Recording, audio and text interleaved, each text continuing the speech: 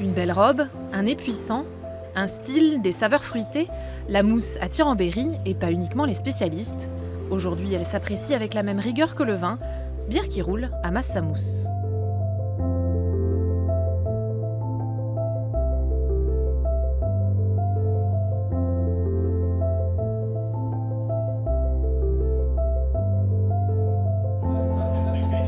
Ce soir, c'est dégustation ludique au Biérichon.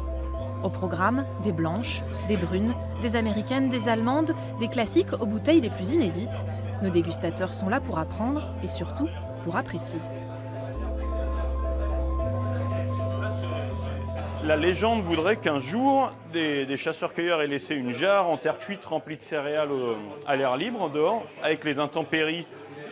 L'eau est rentrée dans la jarre, puis il y a eu une fermentation naturelle qui s'est faite, ils sont revenus, ils l'ont retrouvée, il y avait des petites bulles, ils ont goûté, ils ont ressenti l'ivresse. Alors là, il faut imaginer une bière à 0,5, 1 degré d'alcool, plutôt une soupe de céréales tiédasse qu'une bière telle qu'on la connaît actuellement. Sous l'œil et les papilles averties de Francis, le zytologue, la dégustation se poursuit. En bon œnologue de la bière, il présente schémas, graphiques et petites anecdotes au public de néophytes. C'est en faisant un peu de chimie et un brin d'histoire que nos dégustateurs appréhendent la mousse. C'est assez surprenant la diversité des bières qu'il peut y avoir, quoi. La diversité des bières, les goûts, les couleurs. C'est vrai que quand on est un petit peu novice, on n'imagine pas la diversité. Ouais. C'est une dégustation, hein. C'est comme quand on déguste du vin, où on aime, il y en a qu'on aime, il y en a qu'on aime moins, quoi. On retrouve des similitudes, je dirais, dans les parfums, dans les arômes, dans les choses comme ça. Là, on n'a pas encore goûté des fruits exotiques, mais il y a des vins où on peut percevoir des arômes de fruits exotiques, des arômes floraux, des choses comme ça. Donc, quelque part, on retrouve un peu. Là, c'est très marqué, c'est un peu plus facile. Si le parallèle avec le vin est récurrent, c'est que sur ces terres traditionnellement viticoles, le pli est difficile à prendre. Parfois, il faut juste se laisser porter. Il n'y a pas de bonne bière ou de mauvaise bière, c'est juste une question d'essayer de goûter. Moi, je considère qu'il y a une bière pour chaque personne, pour chaque palais, pour chaque moment de l'année, pour chaque moment de la journée également. On peut trouver. Ce qu'il faut, c'est y avoir accès. Dans cette cave à bière installée à Bourges depuis 2 ans, la mousse s'exprime sous toutes ses flaveurs. Le Biérichon, un pari de passionnés, un lieu où brasseurs amateurs et confirmés se rencontrent aussi pour échanger. Quand les gens poussent la porte, c'est vraiment pour découvrir des choses. Alors effectivement, on va partir sur les basiques au début parce qu'on a un peu peur. Et après, effectivement, avec les conseils, on arrive toujours à trouver des choses qui vont être entre guillemets complémentaires pour pouvoir les emmener sur d'autres bières, sur des bières qu'ils ne connaissent pas, du moins des saveurs différentes. Il y a une multitude de palettes qui est possible.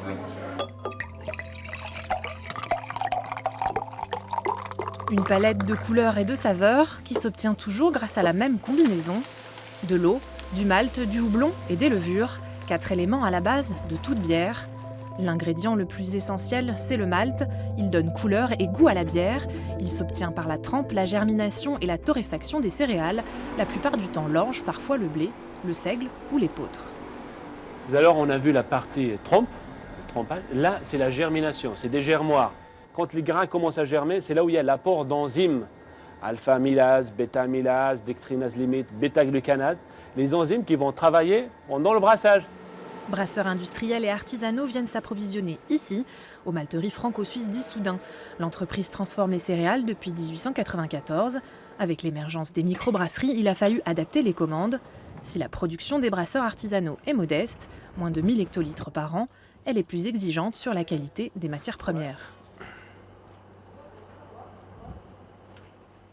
Le circuit court pour un microbrasseur pour Biérichon, c'est très très important. Ils veulent de l'orge de la région, maltais transformé dans la région et ne pas faire plusieurs kilomètres pour arriver chez eux. Et ça, c'est très très important pour les microbrasseurs.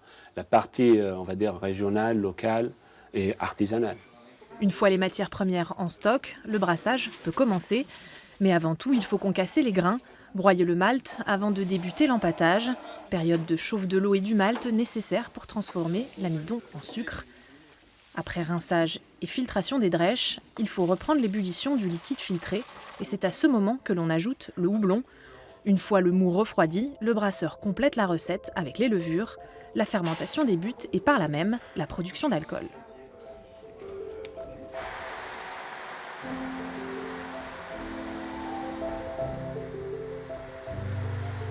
On est en limite de Champagne-Berrichonne et Précy a la particularité d'être traversé par une sorte de dune sableuse.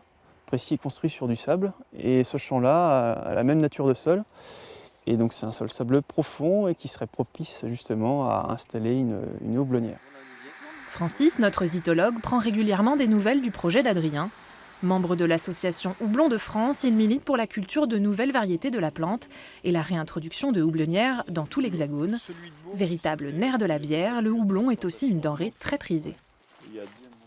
Il y a une énorme demande des brasseurs, et notamment brasseurs artisanaux, micro-brasseries, pour ces houblons différents, beaucoup plus aromatiques, qui leur permettent d'avoir une palette organoleptique, une palette d'arômes beaucoup plus marquée qu'avec des bières traditionnelles grâce à ce petit ingrédient, en évitant de faire un adjonction d'aromates. Donc on peut véritablement parler d'or vert. En Berry, ici même à Précy où nous le trouvons, cela pourrait être, dans les années à venir, la première houblonnière en Berry. Entre le Piton et les Coteaux, depuis 15 ans, la plus ancienne des brasseries artisanales du Berry prospère. Installée dans les anciens abattoirs de Sancerre, la doyenne des brasseries fait dans le rétro, cuve en cuivre et étiquette comme à la belle époque, celle où la bière coulait à flot. Quand je me suis retrouvé avec ce bâtiment à Sancerre, dans le milieu viticole et puis le crottin de Chavignon l'a porté, et je me suis dit, il faut que je monte une brasserie qui ressemble à une brasserie. Donc c'est vrai qu'au lieu d'acheter des tankers et de bricoler, j'ai acheté une machine qui ressemble à une vraie brasserie et qui est en cuivre, donc c'est un peu aussi pour ça, pour respecter l'appellation aussi, pour avoir une image de marque. Pour moi, c'est bien, mais pour l'ensemble. La brasserie La Sancerroise a misé sur une installation automatisée et une fabrication de bière à l'allemande, un choix innovant à l'époque pour anticiper aussi les critiques des industriels. Face à l'émergence des petits brasseurs, les grands groupes poussent de plus en plus pour un encadrement strict de la fabrication, une idée qui ne passe pas chez les artisans. Quand je suis arrivé ici, on m'a dit on ne mettra pas le nom de Sancerre sur une bibine, donc c'est bien ça. L'image qui était représentée, c'était de la bibine.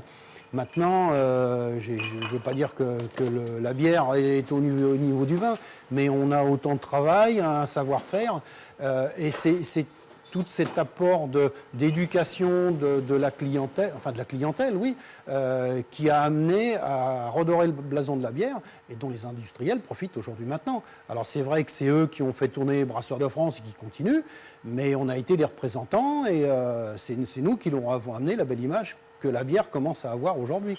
Dans l'Indre, les doyens, ce sont les Bellons.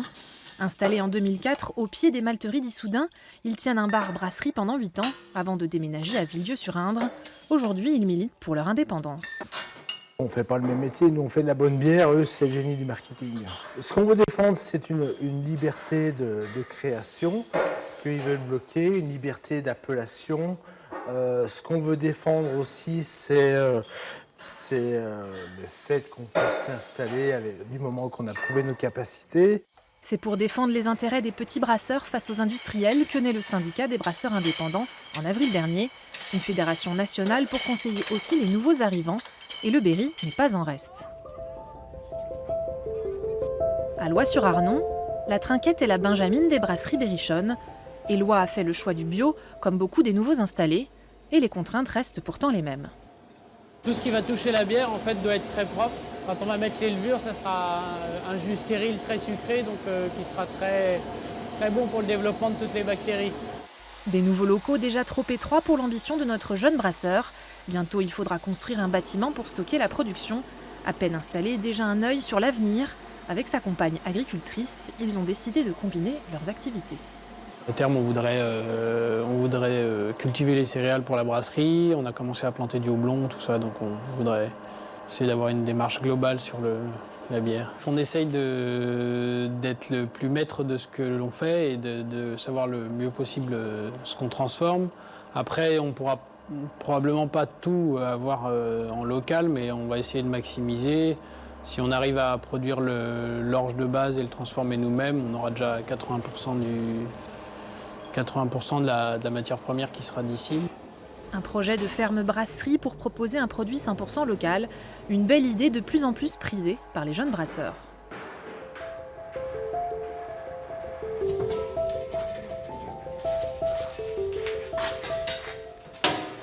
Devenir professionnel sans avoir jamais brassé, c'est quand même un gros pari.